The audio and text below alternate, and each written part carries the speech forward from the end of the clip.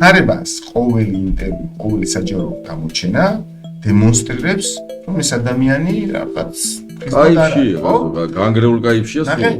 მე მახსოვს ბავშვობაში, რომ ითვლებოდა 90-იანებში კაი ტიპობად კაიფში ყოფნა. და ეს არის ამ ხელისუფლების რეალური პროპაგანდა. რომ კაიფი, კაი პონტია ძმო, როდესაც საუბრობენ, რომ აი ჩვენ უცხადებთ ნარკოტიკებს ბრძოლას. როგორ უცხადებ, როცა შენი მთავარი პოლიციური სახე პირდაპირ დემონსტრირებს, რომ რაღაც კაიფშია, მისი ხმის ტონი, ქცევა, დამოკიდებულება და ასე შემდეგ. ჯანსაღი შთაბეჭდილებას ხო არ დონობს რა? თან თუ ჯანსაღია და ესე იქცევა.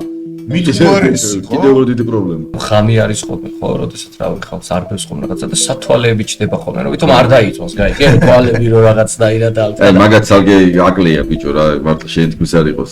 ის აკრია რა, ბენდენა რა, ჩონჩხის თავი რო ეხატა ხოლმე ეგეთი ბენდენა. TikTok-ზე გვერდი გააძრეს ხარება რა მაგარი ტიპია. სიგიჟე არ არის? ძალით აკეთებენ. წარმოიდი, TikTok-ზე გინახავს ეგ ისა? რომ ის თავის და ვინც მუშაობს, ვა, ნახე თავის უფროსი, თან ესე ჯიპი დადის, თან არაფრიზელია, თან მაგარი. გინახავს ეგ ვიდეოები? და უნდა ნახოთ მო რა მაგარი როჟა ისა რა ქვია ხარება TikTok-ზე რო გადა ვაჟა სირაძეა კიდე სიმპათიური ძმო მე ეგეთი არაფერი არ მინახავს ვაჟა სირაძე ალენ დელონი გვერდზე უნდა დაუწერო რაღაც ბრედ პიტი ხარება რას ეძახდა ანუ მაგა კეკლუცობენ შენ ეგეთი რა მე წარმოუდგენელი მეგონა მაგრამ TikTok-ზე რო ნახო გვერდ რა ქვია მოძალადე კეკლუცები არა რაღაცა პარნოსალადე კეკლუცები სასაული ხალხია